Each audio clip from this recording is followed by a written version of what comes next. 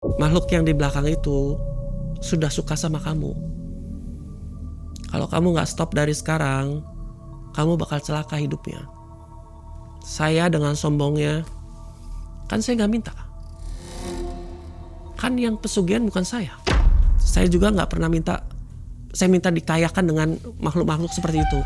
Tapi kalaupun ada makhluk yang pesugihan yang punya rumah itu, makhluknya suka sama saya, kan bukan salah saya. Terus berkecamuk, karena saya jujur ketakutan, takut uangnya habis, Mang. Waktu itu saya gila hartanya, waduh rekening saya banyak banget, masa saya harus kehilangan? Munafik kalau memang saya bilang, oke, saya tinggalin. Maaf ya, sampai saya sempat sakit. Dia cari pesugihan di Gunung Kawi, karena pada saat itu kehidupannya sangat amat memprihatinkan. Gangguan-gangguan dari sosok ini masih nggak, Mas?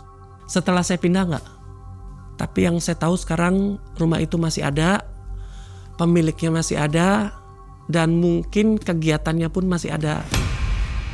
Rumah kontrakan itu terlihat tampak biasa saja. Catnya pudar dan pintu berderit menyambut senja. Namun, malam pertama dihuni, udara jadi berbeda. Seolah ada jejak ritual lama yang belum sirna. Langkah kaki terdengar dari kamar tanpa penghuni. Lampu mati sendiri, memunculkan bayang di sudut sepi. Konon, penunggu rumah itu kini menagih janji iblis yang telah membuat trauma dalam hidup Mas Denis.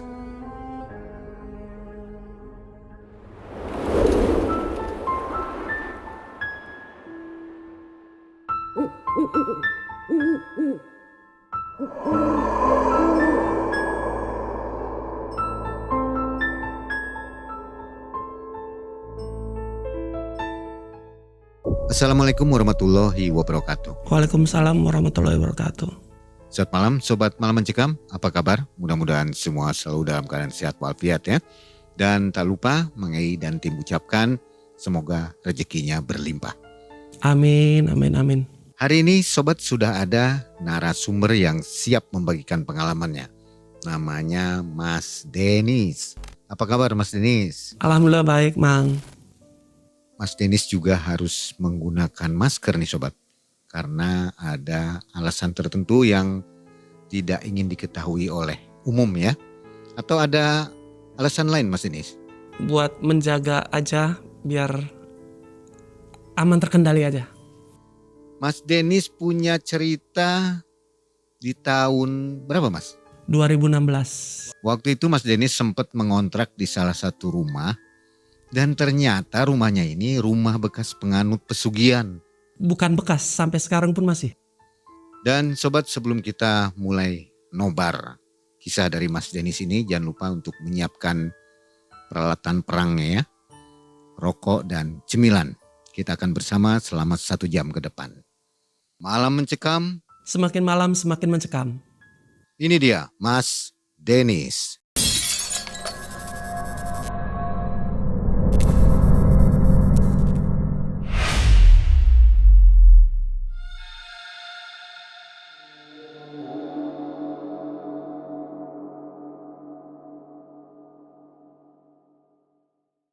Jadi gini ceritanya, Mai. Pada saat tahun 2016 pertengahan, saya terakhir kali untuk bayar kontrakan di tempat yang lama. Yang punya rumah tuh sudah bilang, maaf ya, nanti ke depannya mungkin kalau rumah ini laku kejual, ya bakal nggak bisa ngontrak di tempat yang lama. Tapi saya bilang ya udah nggak apa-apa Bu, saya bayar dulu ya 1 tahun ke depan. Nanti punten ya. Kalau seandainya ada yang mau lihat rumah, ngelihat ke dalam, jangan tersinggung. Karena ibu nanti minta tolong Mas untuk mempersilahkan tamu untuk yang melihat rumah. Saya bilang oke Bu. Berjalannya waktu, ada tuh datang pembeli. Si ibu minta izin. Mas, ada yang mau lihat rumah ya, punten. Saya persilakan, silakan Bu. Mereka lihat-lihat, ngobrol-ngobrol. Nggak jauh berapa lama dari situ, ibu ngasih tahu saya. Mas, alhamdulillah rumahnya saya laku. Dan maaf, Mas cuma dikasih waktu 1 minggu. sepanjang-panjangnya 10 hari untuk mengosongkan rumah ibu. Padahal saya waktu itu sudah masuk uang tuh. Tapi karena isi ibu baik, dia balikin uangnya. Udah gak apa-apa, yang beberapa bulan kemarin gak usah dihitung. Nih ibu balikin lagi aja uangnya. Tapi tolong dikasih lamanya 10 hari untuk cari kontrakan. Saya lumayan stres tuh Mang. Saya harus cari tempat yang bener-bener sreg di hati saya. Rencananya ngontrak rumah ini untuk dijadikan usaha apa Mas? Saya perias, MUA. Jadi mau tidak mau kan saya punya gaun pengantin, kebaya-kebaya pengantin, beskap, jas, semacam itulah. Akhirnya saya datang ke rumah kakak saya. Saya memang asli di Jawa Barat itu, di daerah situ, kakak saya tinggal di situ. Saya datang sambil main, sambil bercerita. Kak, saya harus dikasih waktu paling lamanya 10 hari untuk mencari rumah. Kakak saya bilang, di sini daerah sini ada nih banyak rumah kosong. Tapi mereka tidak ngontrakin. Gimana caranya ya biar saya bisa ngontrak, karena waktu untuk cari itu gak ada. Menurut saya dengan kesibukan yang saya kemarin rame gitu loh. Akhirnya berkomunikasi sama kakak saya tuh. Kakak saya langsung bilang, ya udah kalau kamu maksa untuk mau di rumah itu, tapi hati-hati ya. Nanti yuk kakak antar ke rumah si yang punyanya. Diantarlah sama kakak saya. Ketemulah sama yang punya rumah. Akhirnya saya bilang, Ci, saya mau ngontrak di tempat rumah itu. Dia bilang, kenapa kamu mau ngontrak di rumah saya? Karena saya butuh, dan kebetulan rumah yang saya pengen itu sesuai dengan kriteria tempat saya usaha. Rumahnya besar, untuk properti saya masuk semua gitu loh. Oke, kamu mau bayar berapa? Saya bilang, terserah mau buka harga berapa. Kalau memang harganya masuk, saya akan bayar. Dia sebut nominal sekian. Saya bilang nawar ya, akhirnya boleh tuh. Dia menyebutkan 10 juta untuk 1 tahun. Saya bilang boleh gak nawar? Kok kamu nawar? Ya kalau boleh, namanya juga orang nawar. Oke, buat kamu 9 juta. Oke, saya bayar langsung. Saya langsung transfer hari malam itu juga. Dia bilang, oke, kamu besok datang lagi untuk ambil kuncinya. Nanti biar hari ini rumahnya diberesin dulu. Sama karyawannya dia dibersihin dulu. Oke, siap. Setelah hari yang ditentukan, saya datang ambil kunci. Saya buka pintu, semua saya buka dulu tuh. Untuk ngebersihin. Emang sudah rapi sih, sudah bersih. Cuma yang bikin saya janggal, kamar mandi masih bau. Saya pikir karena memang kata kakak saya, itu si juragan rumah itu, emang dia beli rumah dari rumah kumuh, dia bangun cuma dibangun doang tapi tidak untuk ditempatin, tidak untuk ditinggalin. Dan rata-rata rumahnya tuh catnya warna putih. Kalau ada pagar pun pagarnya tuh hampir berwarna orange, merah orange seperti itu.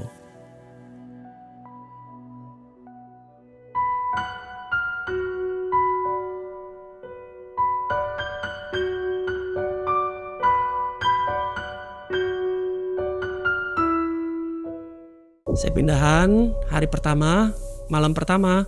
Setelah saya beres semua, saya kan tinggal dengan asisten saya, teman saya lah. Sebutlah namanya Aldo.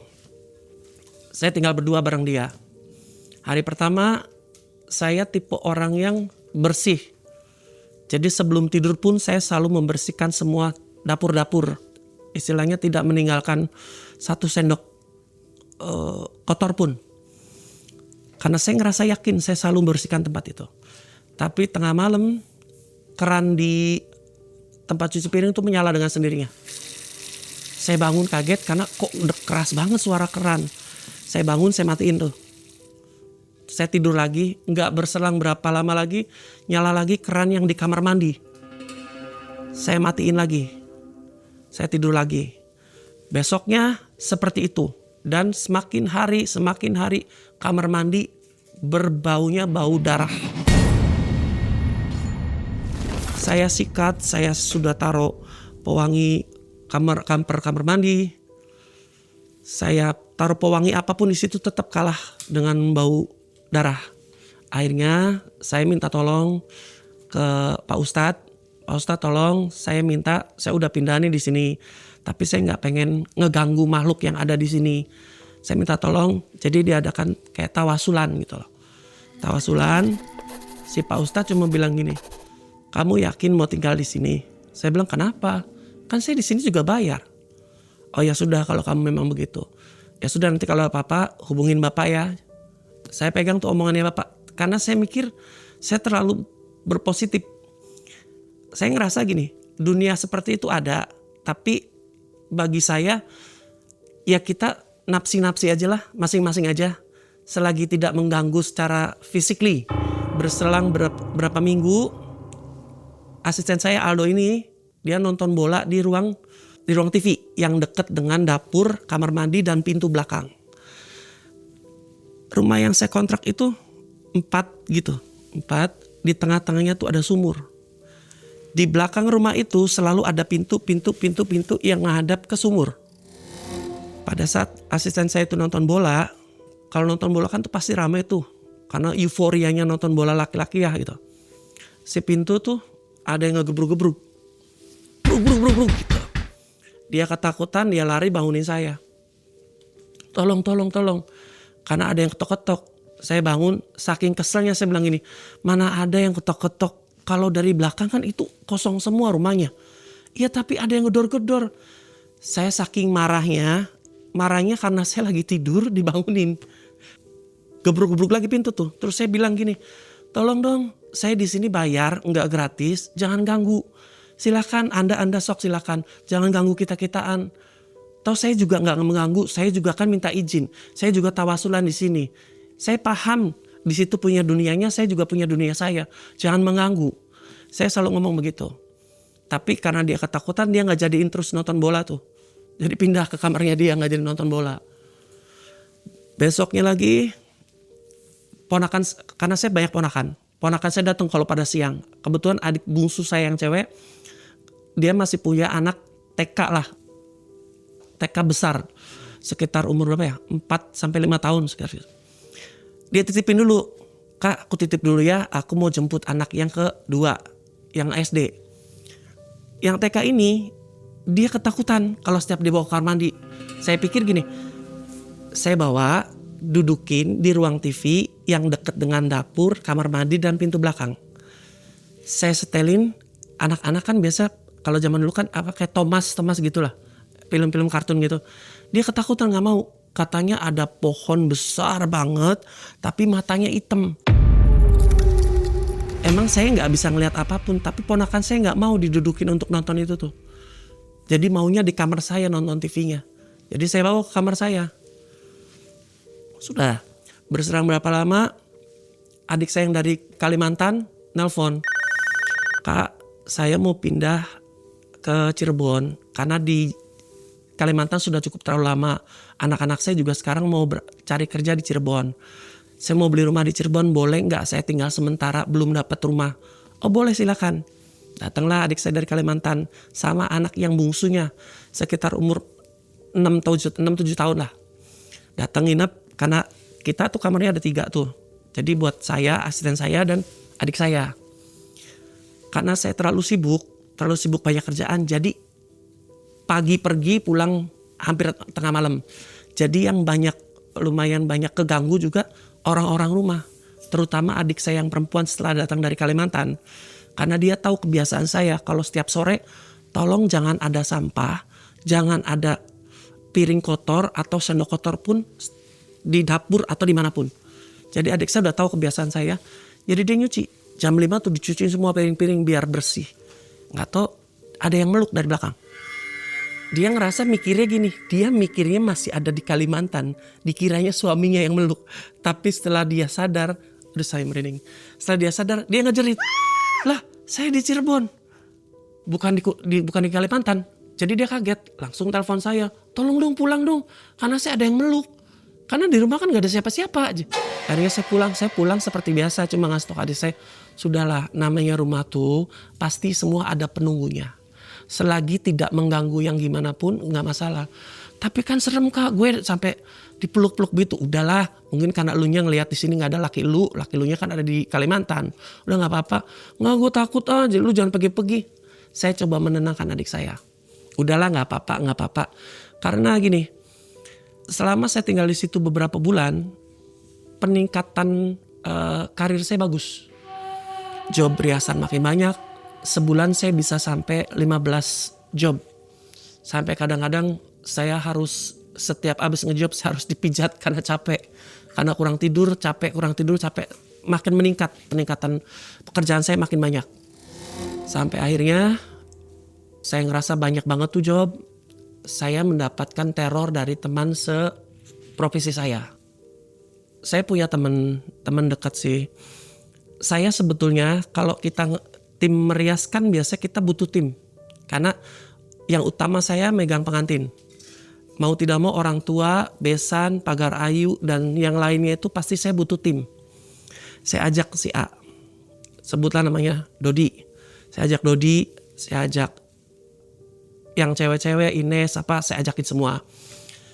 Saya berpikirannya positif karena saya berbagi rezeki. Tapi kan kita hati orang tidak ada yang tahu. Saya mikirnya membantu mereka dan dia itu senior saya. Ibarat kata senior tuh satu umurnya sudah di atas saya. Kedua terjun jadi MUA-nya pun beliau duluan sebelum saya. Tapi entah kenapa sepertinya dia nggak suka saya peningkatannya pesat. Sampai ada bahasan bahwa saya beli rumah itu, dikiranya saya beli padahal saya masih kontrak. Karena peningkatannya bagus sih, pendapatannya bagus. Dan bahkan sampai dia bilang iri sama kehidupan saya, padahal setiap ada job saya ajak dia. Yuk Kak, bantuin saya ya, dan saya menghargainya pun tidak sama seperti asisten yang lain. Karena saya ngarga dia senior saya. Ngasih imbalannya pun 2 kali lipat dari asisten-asisten saya yang terbiasa. Karena saya menghargai senior. Padahal saya dari situ saya menghargai banget gitu loh. Tapi entah kenapa mungkin dia punya pikiran yang gak suka kali. Dia merasanya dia senior. Tapi kok ini adik junior kok sekarang lagi naik daunnya. Lagi naik pekerjaannya. Entahlah, saya gak paham seperti itu. Sampai satu saat saya jatuh sakit. Hampir 2 bulan saya tidak bisa makan, tidak bisa minum. Berat badan saya yang tadinya 87 jadi turun hampir 43 kilo. Karena nggak ada asupan yang bisa masuk ke dalam tubuh saya. Saya dibawa ke rumah sakit, saya tidak mau. Sampai kakak saya bilang, kata dokter harus diimpus, diopnam di rumah sakit. Saya bilang nggak mau. Kalaupun saya mau meninggal, saya nggak mau di rumah sakit. Saya bisa stres kalau saya di rumah sakit. Karena saya ngerasanya gini, kalau di rumah sakit tuh, kalau sudah jam waktu besuknya tutup, tidak ada, saya bakal ditinggal sendirian. Kakak saya pasti bakal balik ke keluarganya. Adik saya juga pasti kan mereka punya keluarga yang masing-masing. Saya ngerasa, aduh saya gak mau stres di rumah sakit. Saya bilang, saya mau dirawat di luar aja. Gak apa-apa, bayar perawat untuk yang sering bolak-balik ngecek infusan gak apa-apa. Yang penting saya di rumah, saya bilang gitu. Karena saya ngerasa nyaman banget di rumah itu. Akhirnya berjalan 2 bulan saya gak mandi tuh. Asisten saya bilang pas mau ngasih obat, padahal obat gak ada yang bisa masuk. Tapi selalu dikasih obat sama dokter. Begitu masuk saya keluar lagi. Masuk keluar lagi. Air putih pun saya masuk, saya muntah lagi. Asisten saya masuk, dia bilang, Kak kayaknya mending kakak mandi deh. Saya bilang kenapa sih? Kakak baunya bau anyir, bau amis. Saya ngerasa oke, memang karena saya belum mandi kali ya selama sakit. Saya bangun, setelah bangun di tempat tidur saya tuh banyak belatungnya.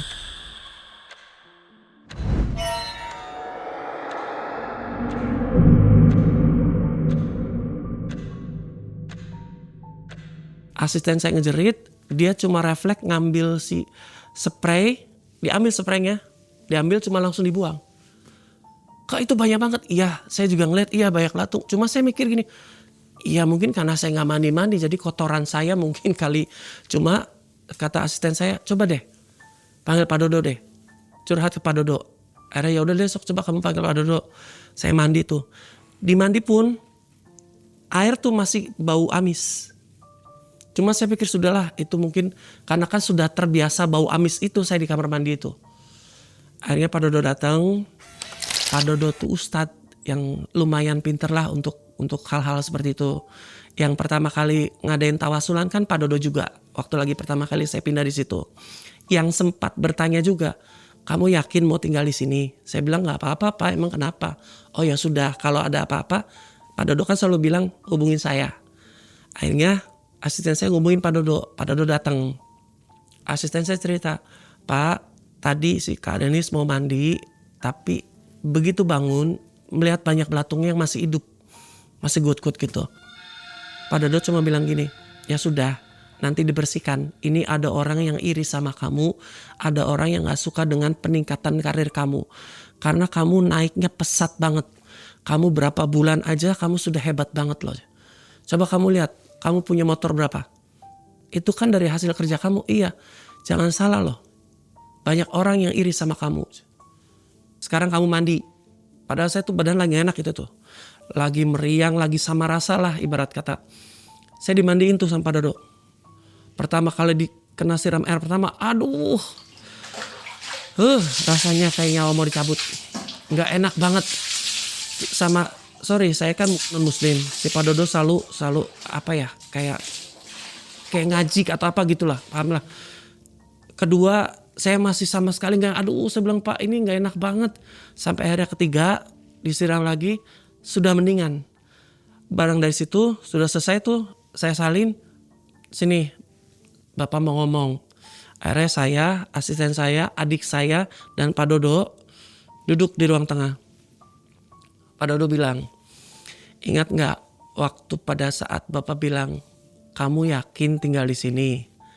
Kamu kan dengan lantang, yakin. Emang kenapa Pak? Ya inilah.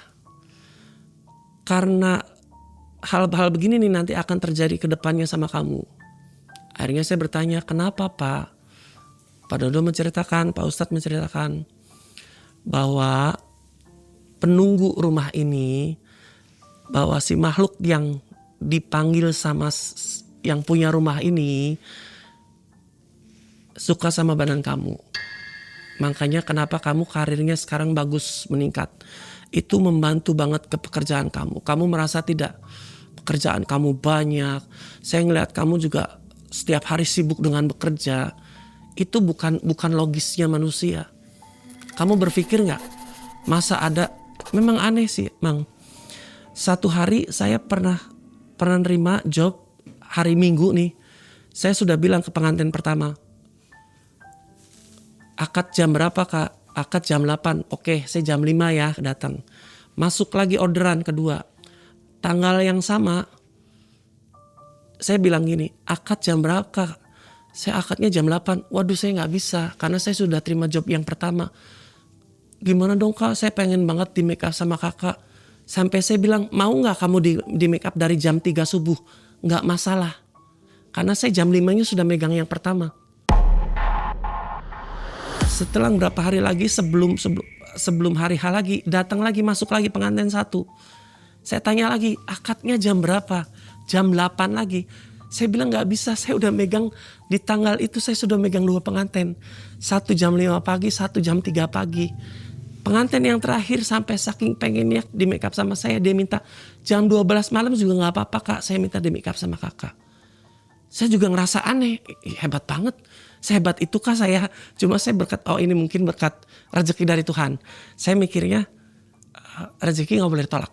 Selagi masih bisa bagi waktu, saya ambil semua.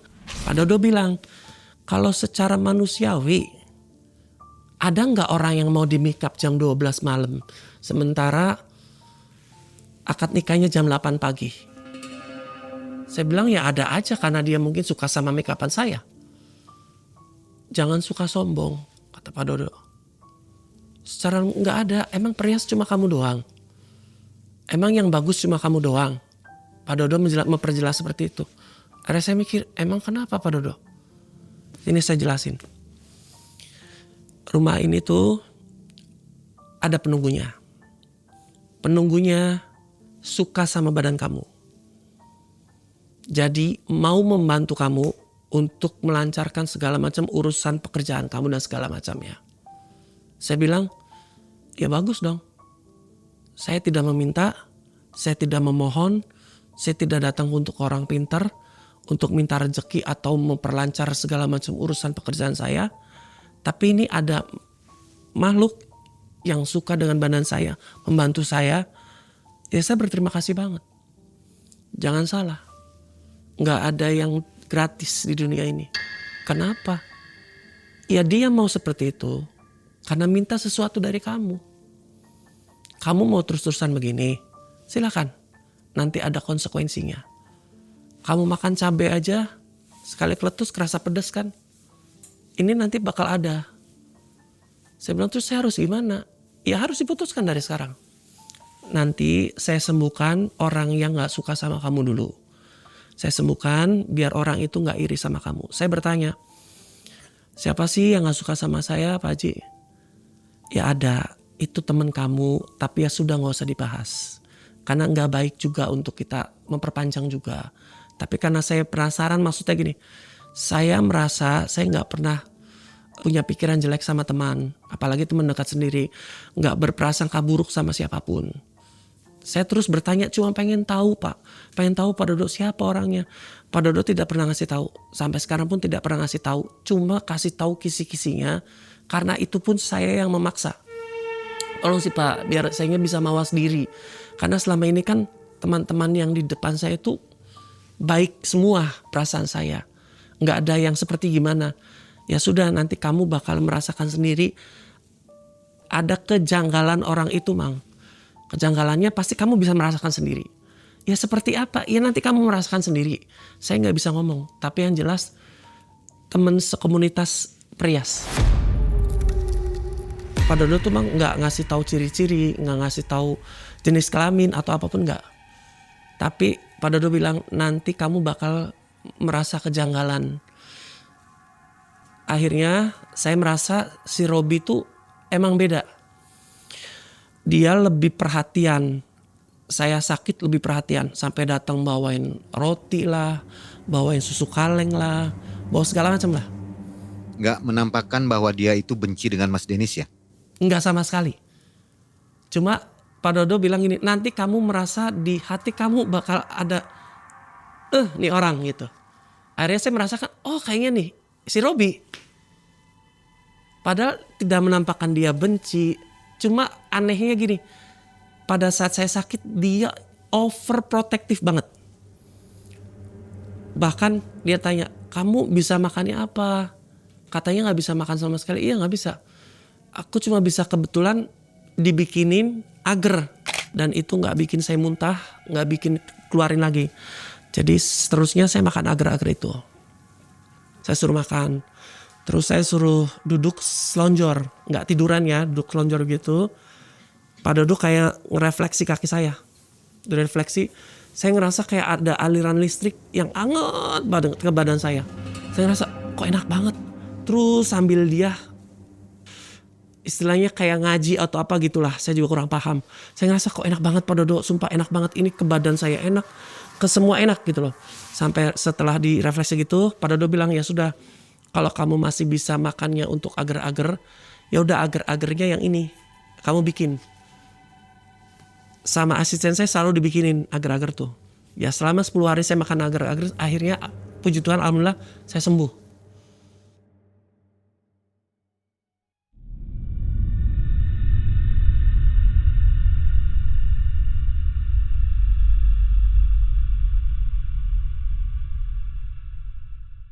Berselang waktu saya menyadari bahwa si Robi yang melakukan semua itu terhadap saya. Padahal saya merasa kita secara pribadi gak punya masalah pribadi gitu loh. Tapi ya saya pun mau marah kan gak mungkin. Karena kan kita gak punya bukti ya untuk dunia seperti itu. Tapi setelah melakukan hal seperti itu ke saya, Pak Dodo cuma bilang gini, kamu ikhlasin saja. Kamu gak boleh mendoakan orang tidak baik, tapi ikhlasin saja. Jangan punya rasa dendam. Tadinya saya ngerasa bukan gak ikhlas emang, tapi selalu bertanya, salah apa gue sama lu? Kok sampai setega itu terus ada yang timbul situ. Tapi saya selalu curhat sama Pak Dodo. Pak Dodo bilang ikhlasin, percuma kamu mau seperti itu juga nggak bakal bisa membalikkan keadaan. Setelah saya ikhlasin, saya ikhlasnya dan mungkin udah lupa. Saya ngelihat kehidupannya Robi yang tadinya dia bagus karirnya, turun. Bahkan sampai dia rumah dijual, mobilnya dijual, sampai sakit parah, sampai sekarang sakitnya parah lah.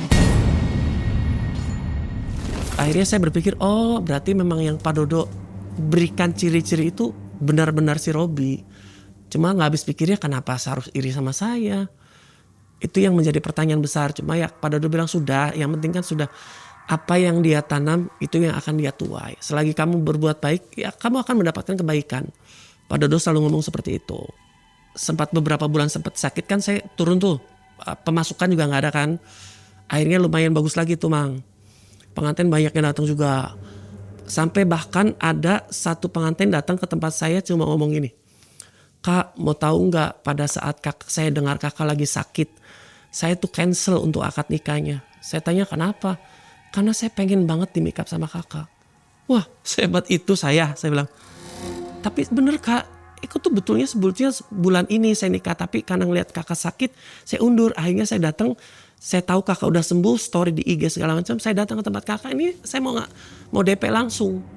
Akhirnya jadi itu deal. Bagus lagi pekerjaan saya terus makin meningkat. Saya udah dilupakan dengan kejadian yang saya diperlakukan dengan si Robi. Akhirnya saya lupa, saya cuma mikirin, pada saat itu saya cuma mikirnya pekerjaan dan uang. Nah, satu hari saya pernah lelah banget selelah-lelahnya. Karena banyak pekerjaan, banyak yang saya pikirkan, banyak juga yang saya kuras tenaganya. Saya tidur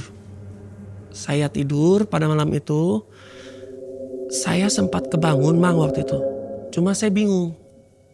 Bingungnya gini, saya ngerasa kayak ada orang yang mendekati badan saya, terus ngerasa kayak ngegrab gitu loh.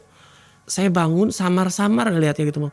Tapi sosoknya tuh kayak sosok perempuan, rambutnya panjang. Saya ngerasa, ini mau ngapain?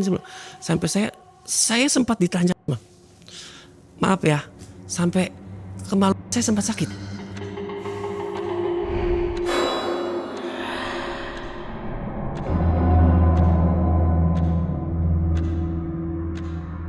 Kayak maaf, kayak kita bertubuh Mang. Tapi saya nggak bisa apa-apa gitu.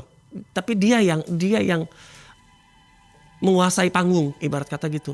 Saya yang diem aja. Tapi saya ngerasa sakit banget. Kayak seolah-olah dipaksa tuh Mang.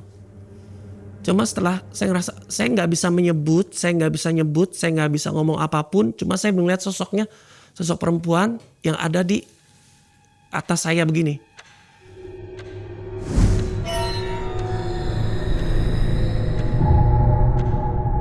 Setelah saya sadar, saya tidur, saya capek secapek-capeknya.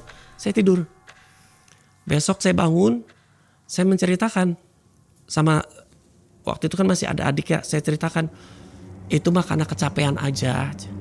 Oh ya udah, selesai dari situ. Setelah dari situ Mang, pekerjaan saya makin banyak, sampai kakak saya yang pertama dia bilang gini, tolong dong, saya motornya rusak. Bisa gak sih pinjam duit dulu? Buat apa? Ya aku mau beli motor, kurang uangnya. Ngapain beli yang second sih? Dia minta yang second, beliin aja yang baru. Gak ada lah, aku gak mau kalau kredit nanti pusing. Udah deh beli yang cash aja berapa? Waktu itu zaman Vario masih 22, 23 lah kalau gak salah. Saya bilang beli cash aja beli. Saya beliin kakak saya satu. Suaminya minta ini saya kasih. Adik saya minta beli motor saya kasih. Seluruh keluarga saya minta apapun, saya tanpa pikir panjang, saya kasih. Karena pekerjaan saya semakin bagus, karir saya makin meningkat, pendapatan uang saya pun kayak ngeraup. Saya bahkan sempat punya pengantin, cuma bilang gini, Kak, aku mau di make up, tapi nggak terlalu besar pestanya. Oh ya di mana Kak? Di rumah, di garden party. Oke. Aku gaun udah ada Kak, aku beli dari luar negeri. Oke, jadi perlunya apa aja? Makeup pengantin, mamah sama besan. Oke. Karena aku ngelihat dia datangnya pun bawa BMW terbaru waktu itu warna merah. Aku bilang, oke, untuk make upnya aja aku minta 50 juta. Dia tanpa nawar, oke Kak, aku transfer 25 ya. 25-nya setelah selesai acara. Saya dari situ ngerasa gini Mang, wow, saya padahal cuma nyeplok loh. Cuma nyepok 50, itu pun perasaan saya nggak ngomong, jadi di luar kendali saya ngomong 50. Tapi dia langsung mau dan langsung DP. Mana kak, minta nomor rekeningnya. Saya kasih.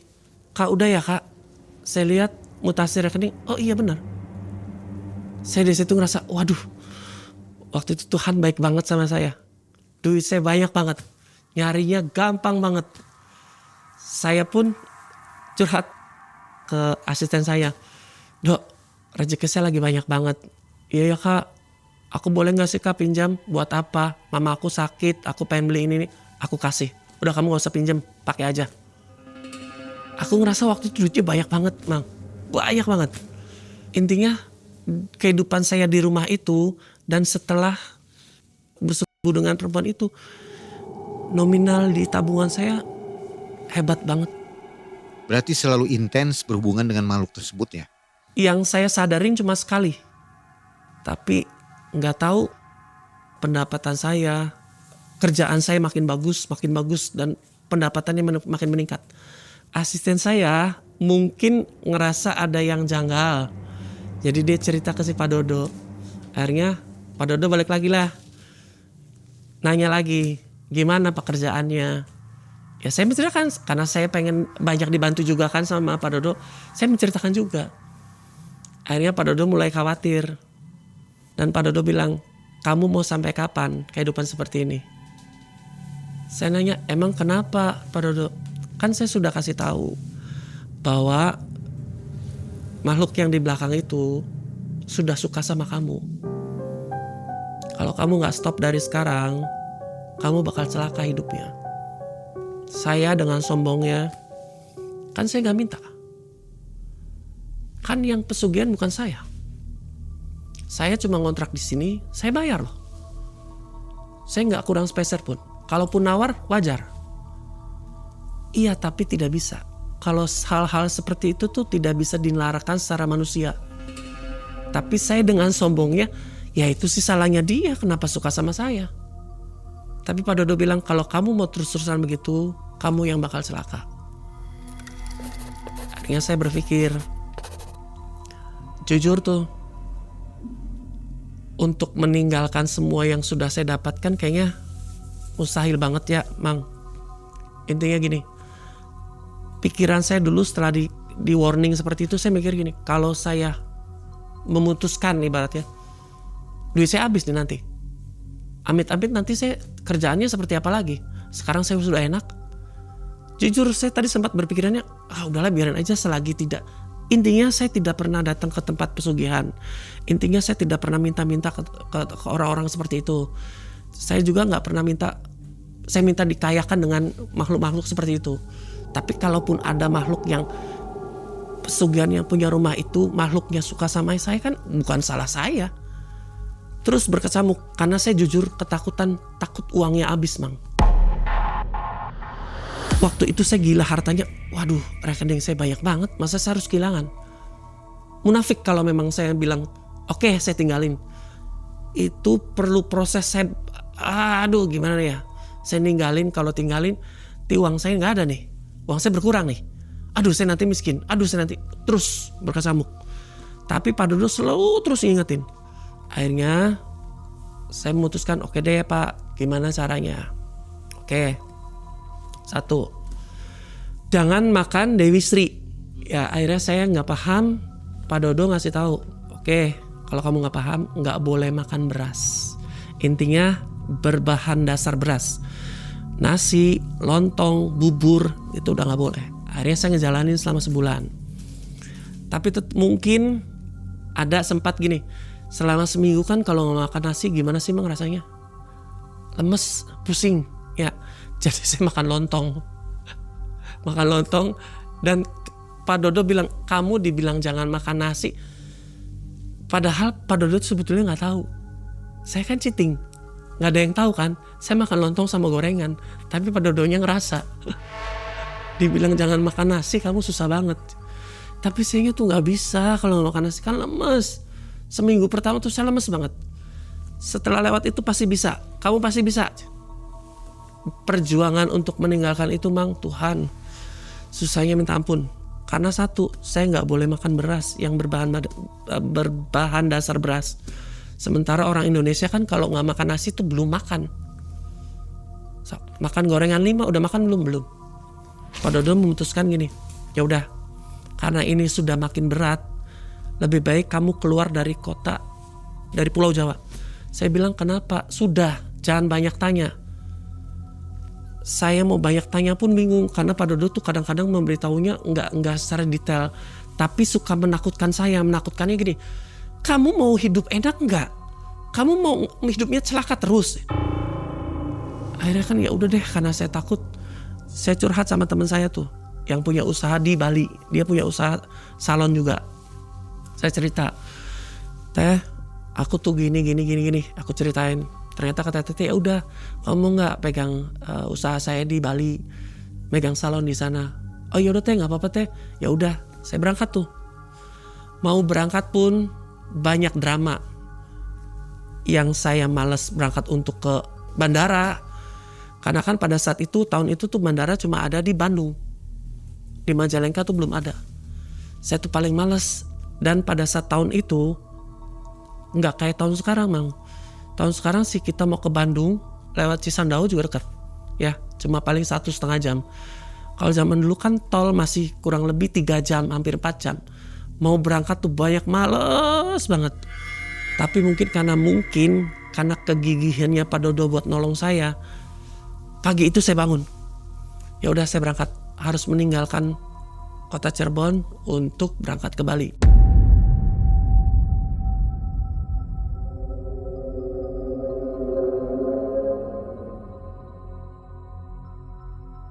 Saya berangkat ke Bali, tinggallah saya di Bali. Selama 1 bulan saya di Bali. Selama 1 bulan, Pak Dodo selalu kontak saya dan selalu bilang, gimana pekerjaan kamu di sana? Baik, Pak Dodo. Baik banget. Orang yang saya style setiap hari, harganya tuh kadang-kadang gini. Misalkan untuk style rambut, makeup sama style rambut 250.000. Saya kasih, ya udah Kak, 250. Kadang-kadang dia lebih ngasihnya. Bisa 500, bisa 1 juta. Saya tuh bingung. Kok lebih banget Kak? Udah nggak apa-apa, saya suka dengan style kamu. Saya merasa sombongnya saya, berarti tangan saya hebat. Bisa bikin orang tambah cantik dan bikin tambah keren. Tapi Pak Dodo selalu bilang, itu bukan karena tangan kamu doang. Karena masih dibantu sama makhluk yang itu. Saya bilang, kan saya sudah di luar Pulau Jawa. Ya sudah, kamu harus menyediakan ayam cemani. Saya sampai sekarang pun ayam cemani saya nggak ngerti. Yang seperti apa saya nggak tahu. Saya bilang, nyarinya di mana Pak Dodo? Kamu minta tolong asisten kamu, tapi tolong ayam cemani dia ngasih harga berapa dibeli, nggak usah ditawar. Oke, udah dari situ aja saya pusing. Dibilang lagi, minta satu lagi, cari semangka yang bulutannya besar tapi yang pantatnya warnanya kuning. Saya bilang, emang semangka, saya pemakan buah tapi nggak pernah perhatikan si pantat warna kuning kayak atau warna hijau, saya nggak pernah perhatikan. Sudah, kamu minta tolong si Aldo suruh mencarikan. Kalau orang itu ada, langsung dibeli, nggak usah ditawar. Tinggal bilang aja, ini berapa? Ya nanti ditimbang dulu, udah langsung dibayar. Nggak usah ditawar, ingat. Saya minta tolong Aldo. Aldonya pun bilang ini, aneh-aneh aja permintaannya Pak Dodo, bikin ribet. Saya nyari ayam cemani kemana? Yaudah deh, tolong deh, biar saya pengen hidup tenang di Cirebonnya, saya bilang. Akhirnya dicarikan tuh, dan nggak gampang, Mang. Nggak gampang nyari ayam cemani. Pak Dodo minta udah seminggu, tapi si Aldo nyari udah seminggu nggak dapet. Sampai akhirnya satu hari Aldo telepon, Kak, aku udah dapet ayam cemani, tapi semangkanya lagi nggak musim. Jadi ya udah, ayam cemaninya dibeli tapi dititipin dulu di Pak Dodo. Karena kita kan nggak biasa berternak ayam, titipin Pak Dodo. Berselang berapa lama dapat tuh buah semangka yang sesuai dengan keinginannya Pak Dodo. Besar banget, sekepala sapi lah, anak sapi lah, segitu gede banget. Dikasihin, terus bilang nanti malam mau ritual. Kalau bisa kamu jangan kemana-mana, diem di rumah aja. Padahal kan saya kerjanya juga kan sebetulnya di salon doang sih. Cuma kadang-kadang kalau malam kan saya suka refreshing. Mumpung lagi ada di Bali, saya jalan gitu kan. Tapi malam itu saya nggak boleh. Saya telepon Aldo, Dok, ritualnya, iya Kak, nanti deh. Karena dia bingung menjelaskan juga, karena satu saya non muslim gitu kan, sedangkan Pak Dodo kan ustadz, jadi mungkin menjelaskannya ke asisten saya yang muslim juga. Malam itu saya nggak kemana-mana tuh. Malam itu Pak Dodo dengan asisten saya si Aldo ngadain ritual. Dan pada saat malam itu yang saya rasakan di apartemen saya ngerasa badannya panas, padahal AC sudah nomor 16. Panas dan sama rasa. Dan saya pengennya keluar dari kamar, dan kalau bisa saya pengennya pulang ke Jawa. Saya sampai nelpon si Aldo, Dok, saya pengen pulang banget. Jangan Kak, ini lagi ritual dulu. Please ditahan dulu, udah jangan telepon dulu. Saya pengen, rasanya pengen pulang. Sampai saya cek tiket pesawat. Oh ada nih yang jam segini, saya bisa saya turun ke Jakarta. Hampir saya mau begitu. Tapi Aldonya langsung nelpon, Kak jangan keluar kamar ya Kak, jangan keluar kamar.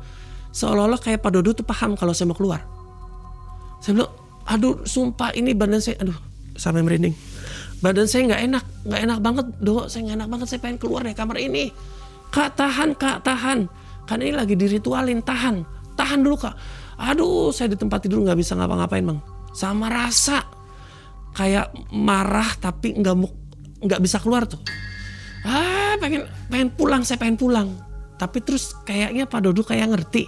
Selalu pada saat saya maksa pengen pulang, Aldo nelpon, jangan keluar kamar Kak, please jangan keluar kamar, belum selesai. Saya bilang ngapain sih Dok, ya Allah saya ini gak enak banget di kamarnya.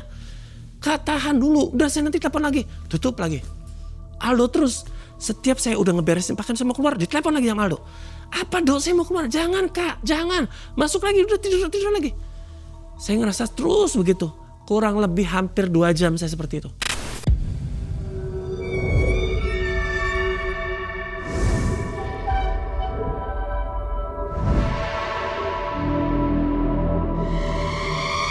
Setelah selesai, saya ngerasa lemes, capek, secapek-capeknya Bang. Kayak orang kerja 7 hari di Rodi. Saya capek banget. Aldo telepon, Kak udah selesai. Tapi ini ngomong sendiri sama Pak Dodo. Pak Dodo bilang, nggak segampang itu ya. Ini prosesnya nggak gampang. Jadi kalau bisa kamu nurut. Nurut gimana lagi sih Pak? Saya emang kurang apa? Ya udah pokoknya nurut ya, apa yang Bapak ngomong nurut.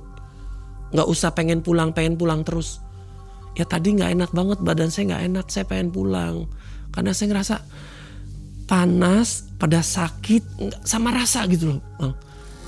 Tapi sekarang gimana? Kalau sekarang lemes, ya udah tidurin. Kamu berdoa, tidur. Ada saya berdoa tuh, tidur. Besoknya saya seger lagi. Besoknya saya kerja lagi. Kerja normal seperti biasa Bang. Cuma memang perubahan drastis dari pendapatan juga enggak.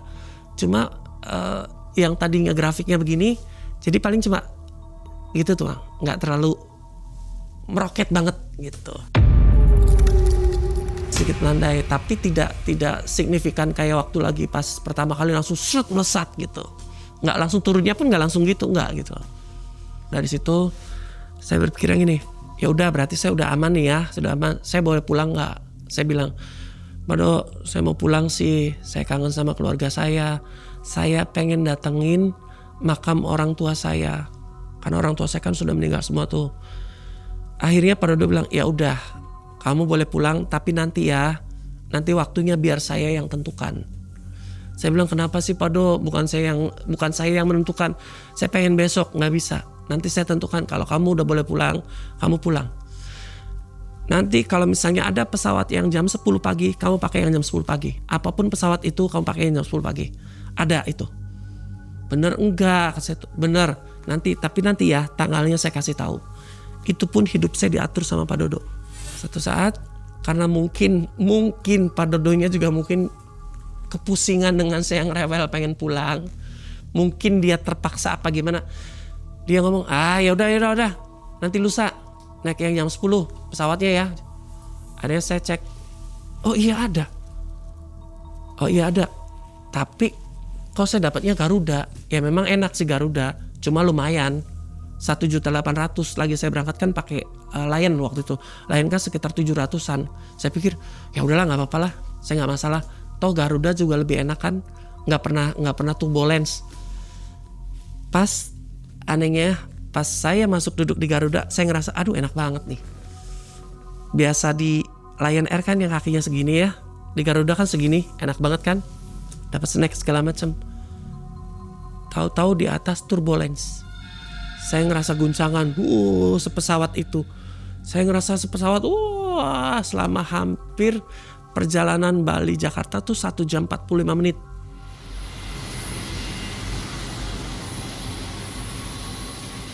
Selama hampir kurang lebih 30 menit saya ngerasain itu. Si pilot bilang, ini lagi ada berawan. Pokoknya intinya si pesawat tuh saya nggak bisa diam. Terus gitu. Saya mau nelpon Pak Dodo juga nggak bisa karena kan handphone kan semua mati semua, mode pesawat semua. Cuma saya ngerasain, aduh ya Tuhan, dalam guncangan itu yang terbayang cuma pada saat saya lagi di stub makhluk itu, dan yang saya pikirkan cuma harta-harta yang saya kumpulin. Saya juga aneh, maksudnya aneh gini, harusnya kalau orang yang dalam keadaan, kita kan nggak tahu ya umurnya emang ya, kita kan di atas gitu loh. Harusnya sih mikir dosa kan, tapi saya enggak. Mikirnya pada saat saya dan harta-harta yang saya dapatkan itu, saya ketakutannya itu aneh. Setelah landing, saya datang Soekarno Hatta, saya telepon. Yang pertama kali saya telepon Pak Dodo, Pak, ternyata dapatnya yang nggak enak banget gangguannya. Pak Dodo cuma senyum. Ya kamu maksa-maksa aja minta pulang. Dikatanya boleh. Ya kan itu kamu maksa. Ya kalau nggak boleh kan saya akan nurut. Kamu kan selalu maksa. Di Pak Dodo kupri bensin. Udah nyampe Jakarta kan. Udah pulang. Ada pulang, saya ketemu lagi dengan Pak Dodo. Pak Dodo bilang, bisa nggak pindah dari rumah ini? Jujur, waktu itu saya jawabnya gini, Mang. Kan udah dibersihin Pak Dodo. Jadi gak apa-apa kan? Si Pak Dodo nanya gini, yang kamu beratkan dari rumah ini apa?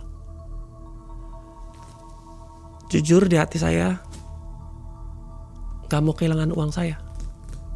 Gak mau kehilangan harta-harta saya. Saya ngerasanya kan saya sudah diputus nih. Istilahnya kasarnya, saya sudah putus kontrak. Tapi yang sudah saya dapatkan, ya jangan habis gitu loh. Kata Pak Dodo, kamu mau selamat enggak? Kamu kan udah dari hasil ini kan udah banyak kan. Kamu udah ada rumah juga kan udah pindah aja ke sana. Pak Dodo, klien saya banyaknya kota. Masa saya langsung pindah jauh banget ke sana? Saya sempat tidak mau tuh. Pak Dodo bilang, kalau kamu pengen hidupnya nggak celaka, keluar dari rumah itu. Saya waktu itu mengiyakan Pak Dodo, iya nanti Pak Dodo, kamu kan udah punya rumah kan, pindah ke rumah kamu. Iya. Saya asal mengiyakan Pak Dodo pada saat itu. Pak Dodo pulang, saya tidur siang itu tuh, karena ngerasa capek kan, pulang dari Bali. Saya tidur. Setelah kira-kira jam 2:30 sore masuknya ya, saya bangun, saya buka pintu kamar saya. Pas di depan pintu kamar saya itu ada sosok perempuan yang rambutnya ke depan semua gitu. Duduk tapi gini. Ya Allah merinding. Begitu, karena saya ngerasa ketakut, begitu buka, saya nutup pintu lagi. Tutup tapi saya tidak bisa melakukan apa-apa. Cuma duduk di pinggir ranjang. Saya gak bisa nyebut, saya gak bisa berkata apa-apa, saya gak bisa bergerak apa-apa. Saya cuma terpaku diam gini. Dan pikiran saya kosong, gak bisa ngapa-ngapain.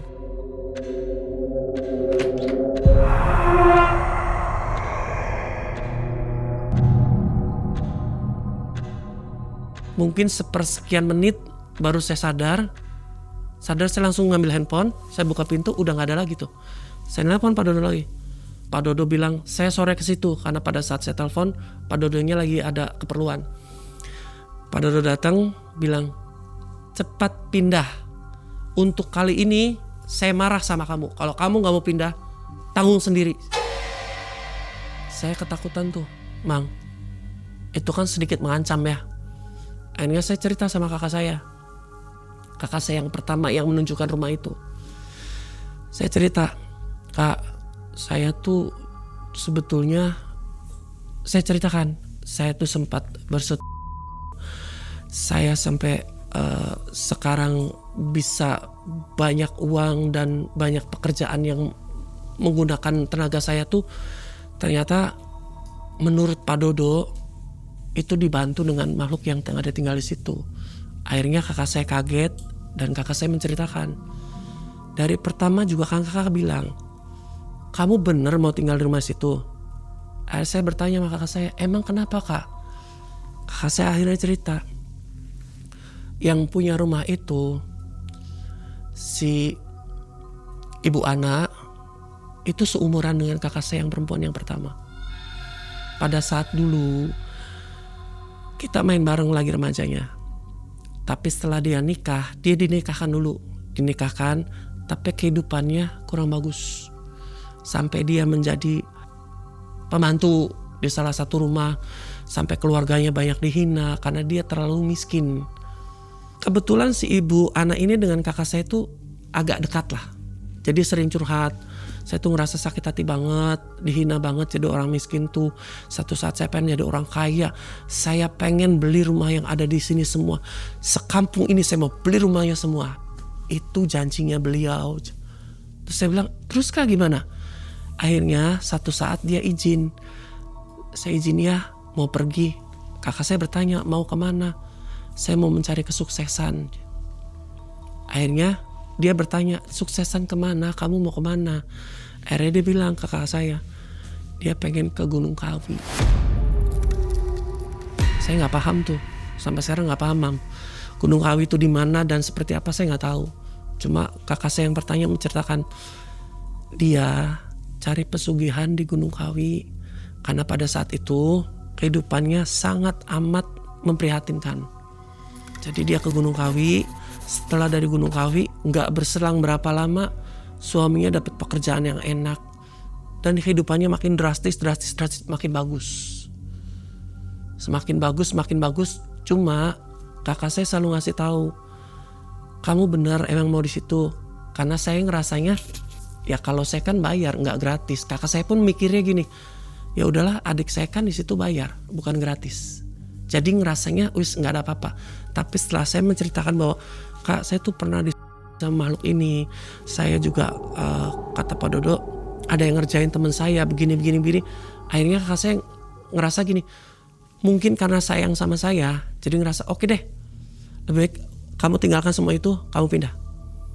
Saya sempat ngomong gini, tapi tuh kak, masa saya pindah sih, nanti klien saya kan takut barangkali ya kejauhan. Dari yang tadinya di kota harus kejauhan ke sana gimana? Sudah rezeki sih banyak yang dari mana arahnya. Udah lebih baik pindah. Akhirnya saya memutuskan tuh. Oke, mau pindah. Tapi pada saat mau pindah pun nggak gampang, Mang. Saya izin ke yang punya rumahnya. Kayaknya nanti saya mau izin ya untuk meninggalkan rumah ibu karena saya udah punya rumah sendiri. Saya pengen nempatin rumah saya sendiri. Si ibunya kayak yang gimana ya, mungkin kalau positif thinkingnya saya, kalau dengan adanya saya di situ tempatnya jadi rame, jadi nggak terlalu sepi tempat si perumahan di situ gitu loh. Karena memang dia beli rumah itu untuk dikosongkan, sengaja untuk dikosongkan, tidak dijual tapi dikosongkan aja. Sempat berapa kali saya mau keluar nggak boleh terus. Sampai saya bilang, Pak Dodo nggak boleh sama Bu Ananya. Kamu mau keluar apa enggak? Saya terus memperingatkan kamu loh. Kebanyakan berlimpah harta begini nih, susah diomongin. Saya bilang, Pak Dodo saya kan nggak minta. Terus aja kamu ngomong begini. Mau sampai kapan kamu begitu? Buat apa saya nolongin kamu ya? Terserah kamu lah. Saya ngerasa di situ, Pak Dodo udah marah banget. Oke, apapun besok saya harus pindah. Akhirnya saya pindah ke rumah baru dengan amat sangat banyak tantangan. Pada saat mau pindah, saya sudah janjian dengan mobil truknya tidak datang. Setelah tidak datang, saya datang ke salah satu pangkalan mobil truk yang saya sewain lagi. Saya datangin lagi, ada nggak yang bisa bantu saya untuk pindah-pindahan? Oke, ada berapa? Saya minta 2 truk deh, 3 nggak apa-apa deh karena barang-barang saya banyak. Oke, berangkatlah. Salah satu truknya ngejungkel ke itu jembatan kecil tuh. Ya, salah satunya gitu. Jadi mereka yang duanya nolongin dulu. Aduh, mau pindah tuh nggak gampang, Mang. Banyak banget. Udah yang dijadwalkannya hari Minggu saya pagi udah harus pindah, mundur lagi. Saya bilang, Pak Do, saya sudah coba. Saya ceritakan, saya pesen dari 2 hari sebelumnya minta truk itu untuk bantu saya. Tapi truk itu tidak datang. Saya datangin ke tempat pangkalan truk lagi, saya dapat di pangkalan truk lagi dapat 3 lagi. 3 lagi, salah satunya masuk ke jembatan kecil. Jadi yang 2-nya ikut ngebantuin dulu. Mundur lagi hari Minggu, Pak Do, nggak bisa hari Minggu. Ya udah, hari Kamis kamu pindah.